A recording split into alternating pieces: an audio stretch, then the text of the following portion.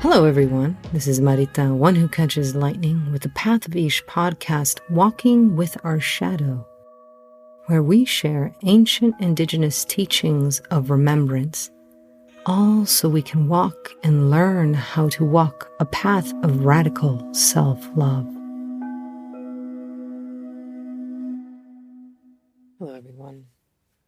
It's Marita, one who catches lightning with the Path of Ish, and I'm just kind of easing into this circle today, to this conversation. I had another conversation that I wanted to have with you, but that will have to wait.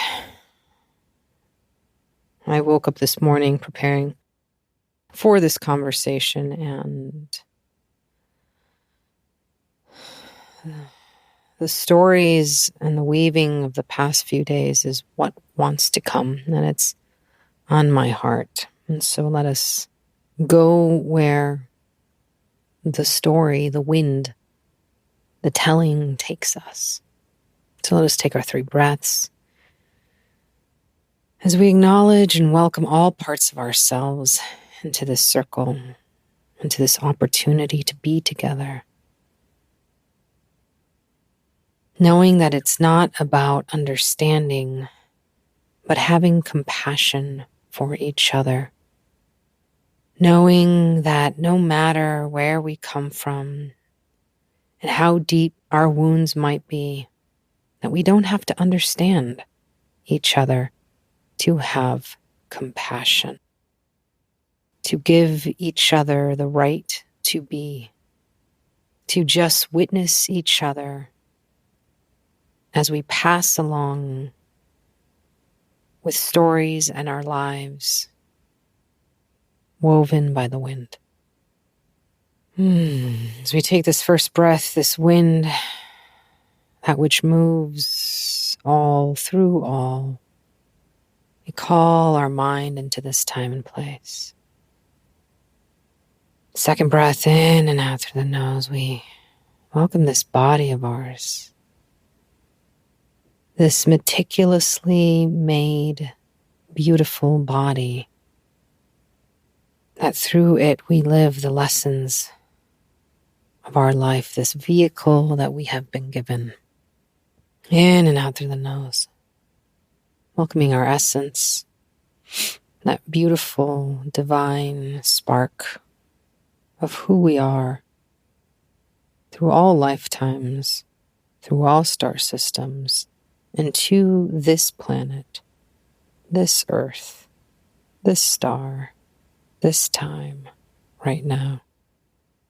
And we approach the directions, the east and the west, the north and the south, the guardians above, below, and on this plane, and we approach circle to hold us in this conversation.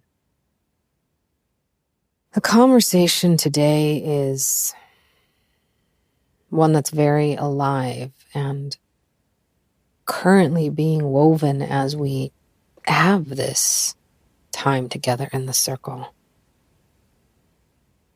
We have 2 ferns supporting us today in this circle, the fern of compassion, divine compassion, and the fern of divine simplicity. I will try to say the names. I'm still learning Hawaiian, so be patient with me. These essences are from Pohala, which I love to sit with. And the fern of divine compassion here is Laukahihu fern. Thank you with your patience as I learn a new language. And the fern of divine simplicity, Ma Ku'e Lauli'i fern. I've sat with ferns for a very long time throughout my life and am now learning more and more about the ferns of Hawaii. And so we enter into this circle being supported by these beings who have completed their cycle of evolution to a degree. And so here, as we approach them, we approach the divine simplicity of compassion. The divine simplicity of compassion. Say that a few times. The divine simplicity of compassion, of divine compassion. Compassion has been the word that has been floating around on my journey that I am on right now. This physical journey. I'm visiting the mainland right now, and I've had this road trip through Colorado and Arizona and soon to be New Mexico, and being able to visit this tierra in her many ways and to be with her and to observe how other people are with her has been fascinating. We're going slow today because this is an emotional weaving. So thank you for your patience. I went to the Four Corners yesterday and the monument on Navajo Nation reservation, and observed how many people just walked into this circular monument through a straight line and just went to have their picture taken on the meaning of the Four Corners, which was in circle.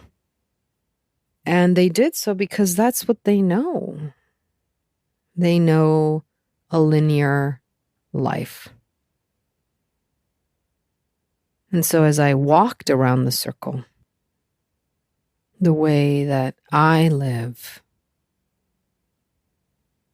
whether people observed me or not, was a way to be able to hold circle and line together without judgment. I walked around the circle a few times and walked around their stalls around where people have are selling jewelry and other things. And I finally settled in to a stall that I had seen out of the corner of my eye as I was walking around counterclockwise. The moon above me, beautiful. This gentleman had a series of beautiful rocks on display, the rock people, not for sale. And they were just beautiful to look at, native rock that he had collected. He had obsidian, and literally the day I was visiting him was in the Mayan calendar, the day of obsidian, 13 Tishak. And he started to explain to me that the obsidian wasn't from there, of course, volcanoes, but that he got it from Oregon. And, what he had available, he made arrows. He told me where he collected, the wood for them in the creek nearby. He used, I believe, willow, he was telling me. And then he had knives made out of buffalo ribs, which, of course, because they weren't, he was telling me, they had to also trade for the buffalo because not only of the scarcity, but also the ability or non-ability to hunt it on the reservation. And he explained to me, the difference between obsidian and buffalo and the sharpness and the strength that buffalo had, obsidian could shatter. And our conversation went on, and I, of course, found out that he told me he was a medicine man for his people. That he had been taught by his grandfather, who was 96, I believe, who was still echándole ojo, as we say, still watching him, making sure that he was putting, the medicine bundles in the right places and still learning the herbs, and now how he did that. And he asked me who I was and where I was from. And we exchanged being keepers of knowledge. He said, we're different. Each one of us with our traditions does it in a different way. There's not one way, even with the Dene, even within a family, and we talked about that, how that's kind of what I have observed what has come through my lineages is that it is an evolution of medicina, an evolution of relationship, and how it adapts to how we learn and adapts to the person who is holding that. And he told me that he had children and that he was not teaching them. He taught them a little bit, they knew a little bit, but he was not teaching them a deep medicine path at the time. And he said, no, go out to the Western world, get your Western education. Ceremony will always be waiting. It's not going anywhere. And when he said it in the relationship that he had, in the lineage that he came from, you could feel how that medicine had been passed on from generation to generation to generation. It hadn't gone anywhere because they were still there. They were still alive. They were still surviving. And then he went on to explain how it was really hard these days to make a living and how it was getting harder. We continue to share conversation and share relationship, and we moved on and parted. And as I was there out of respect, I said my prayers. I did not leave any offerings because it says in the front too, it was understood. But yet, the offerings I'm used to giving in Southwest, as I have been taught in the circles that have let me enter and sit deeply with, are offerings of cornmeal and tobacco.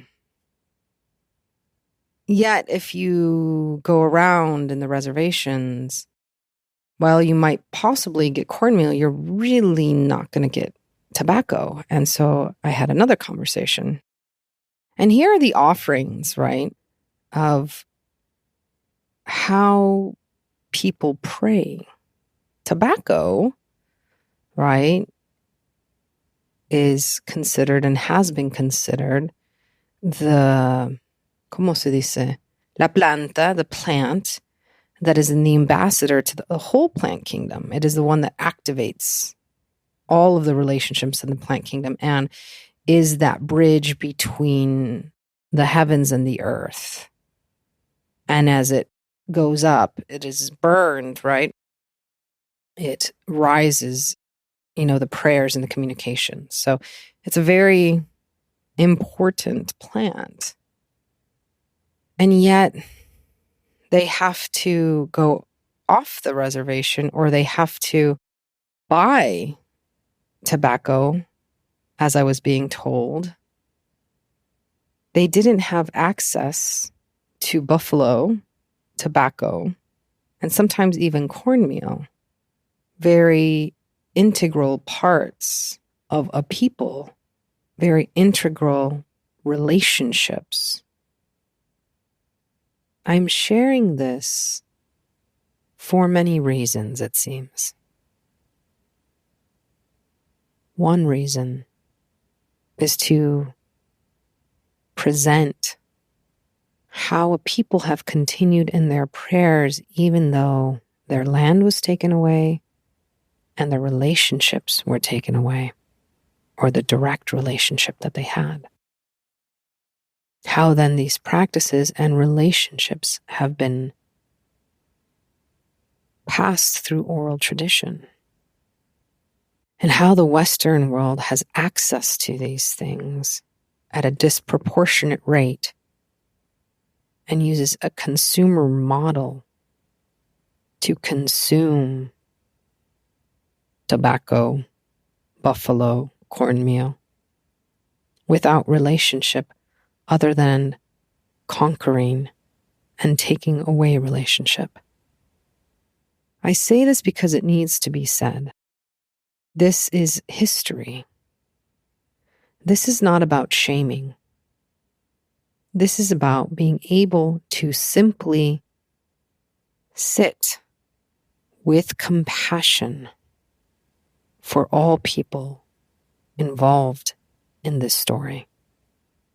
When you come to Indigenous circles seeking the knowledge and their wisdom, many of which is taught as very top surface, right?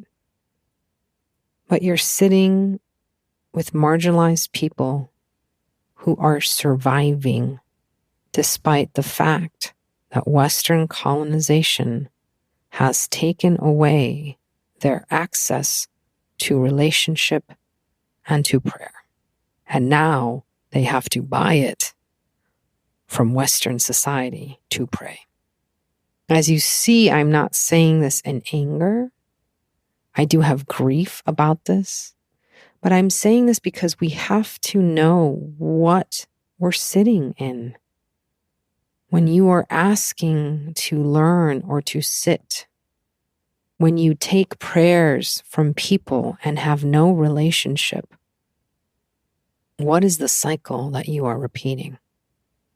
This isn't about having to understand completely a system or a history of a people, but can you show up with compassion for them and for yourself, knowing that neither of you knows the true story of how you got to that circle. To give each other the right to be. To be in that circle at that time, in that place, whatever trauma comes up, and to witness, to simply sit there with divine compassion. To not tell people to get over it, or to not consume as a way to get over it, or consume knowledge, information, prayers, whatever, without permission and respect. Acknowledging with compassion that you do not know what you do not know. Sometimes this is simplicity. Letting go of grasping, letting go that you have to understand a system or a person, whether they're asking you to use pronouns correctly. We're not going to know or understand everything, but if a person asks for respect in a way with compassion, just give it to them. You don't have to understand the whole story. You can just act with compassion and treat that person how they ask to be treated, not how you think they want to be treated. Therefore, you might ask, you do not know what you do not know. There's that old golden rule, treat other people like you want to be treated, yet it doesn't have a cultural context to it.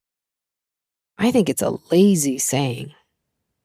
I want to treat others actually simply by acknowledging their divinity, their humanity, asking them how they'd like to be treated and honored, and then doing so, meeting them there, not carrying my assumptions or superstitions or whatever you want to call it that keep me in a complex exchange that simply is not. We can create complexity easily, and lives are complex. Lives are woven. Yet can we just simply approach life with divine compassion, that compassion of we do not know, and accept that we do affect each other. And if we can understand that, not just in your mind, but in your body, in your essence, understand, then we can approach life as an ecosystem, our relations as part of our ecosystem, and look at the ecology of our life, at the interactions with humans, with rivers, with mountains, with boulders, and not impose upon them a complex idea of what we think they need, but simply and divinely show up with the compassion that we do not know what we do not know. We might not even know the prayers, and so we go and we ask. We show up with curiosity, the curiosity of compassion, the courage of compassion. So many people use empathy these days, and when I ask them to define it, they use the term empathy as a way of where they are assuming, they assume and they take on what they assume some other people are feeling or thinking or how they like to be met. And then I ask them a few further questions. And they usually come to me because they're tired. They've taken on too much. And yet when I ask them, did you ever ask this person how they wanted to be treated or what they wanted from you at that moment? I never get a yes. I mostly get no. I'm an empath and I take everything on. And so now I need practices so that I don't do that. And yes, we talk about boundaries and relationships, but part of the thing here is this storyline is keeping you in an individualistic way of living your singular life, not as part of an ecosystem that is speaking to each other and simply coming with divine compassion. Yet people come with the energy thinking that taking on is compassion, is empathetic, is the right way to be in relationship. And maybe it's not. Relationships are supposed to be two-way. We are supposed to allow that person their rights to be, their right to their prayers, their right to their feelings, their right to their words and the definition of their words. And just be witness. We don't have to fix it. We don't have to change it. We just witness. This gentleman, Dene, medicine man, witnessed me and I witnessed them. We didn't choose to fix each other. We didn't choose to assume one thing from one tradition or another. We understood that we were the same yet different, and we gave each other the divine compassion of simply being, not assuming. We showed up as individuals and as part of a collective. And we shared how each of us has been taught. We shared the access that we have to things and the lack of access. And we shared circle. That circle would hold all, that it allowed all. We did not beeline to the middle of the circle of a conversation of assumption. We walked around in this conversation, acknowledging all our ancestors as we spoke, the ways of our prayer, those that had been taken away or those that we had limited access to, and how we were in our own way building relationship and finding ways to build relationship, even though that access had been limited, or that we had to go through new gatekeepers called corporations.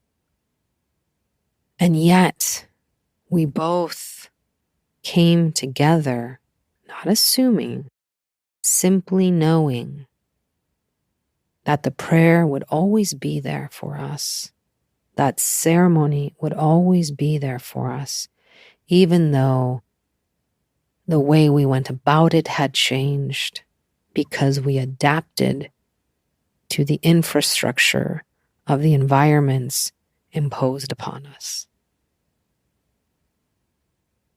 One other thing that we shared with each other was sometimes how to build relationship, how to build memory of relationship and story of relationship was just to show up each and every time, knowing that we would still make mistakes, but showing up. And he was using herbs as an example. He said that his grandfather would tell him just to stick that herb up and close to his nose and smell it as many times as possible that you needed to. Taste it so that you got the memory of that herb. Of course, asking permission. But we know that relationship takes time. And so we show up with compassion for ourselves, compassion to all of the beings around us, and we allow them to simply be. Not assuming that even though we might have sat with an herb for 40 or 50 years, we still approach it, we still ask, we still smell, we still taste, we still connect and make sure and know that we will never know everything. So as I sit here getting ready for my day where I have to go collect offerings, as I sit here, thankfully, with Fern, with my traveling altar, in a new place, I sit with being someone of this world, yet not of it. I am not of this place. I do not assume that I know everything here, nor am I from these people. So I come with deep, simple compassion and respect. Not here to consume or assume. Consumption is assumption. But here to learn, always to learn how to be in good relationship. And that will differ from place to place, being to being. So I wake up every day grateful for what I know and grateful for what I do not know. And there's no difference. I rather actually have if you think of things as weight, a heavier weight to what I do not know. Because that allows me then the possibility of learning, of sharing, not of conquering, but of asking and showing up every day with compassion for myself, simply by witnessing people and not assuming and consuming. I hope that today you might be able to show up that way for yourself and for others. Today, instead of leading you through a meditation, I will lead you and leave you with just a mantra that you can repeat if you like, or find or change. Take what you want, leave what you want behind. And that's just the mantra of divine compassion, simply allowing one to be. Can we be in that energy of compassion that is simply divine? Compassion that is simply divine. Compassion that is simply divine. And can we move away from consumption and assumption? Move away from consumption and assumption. With great love, accepting all that I do not know. Thank you for this time in this circle. I'd like to thank the Diné Elder for taking time to speak with me, ask me questions, and share their medicine. I hope that we can continue to find ways to meet at four corners of the circle and walk around, witnessing each other, allowing space for each of us to be, knowing that there are many ways around and through the circle. Gratitude to the east, to the west, to the north, to the south, to the guardians above, below, and on this plane. Gratitude to Fern, and gratitude to the keepers of this land, where I'm now sitting with you. Thank you to the Navajo Nation for always being a place of great courage and compassion. From all of my teachers, from all these here present, Shade. Once again, it is with deepest gratitude that I bow to you for joining me on this podcast, this episode, this circle, this plática, this meditation, this remembering. I hope that you have stayed curious. I hope to see you in the circle again next week. So make sure that you like or follow. Until then, may you be blessed with abundance of peace and radical self-love.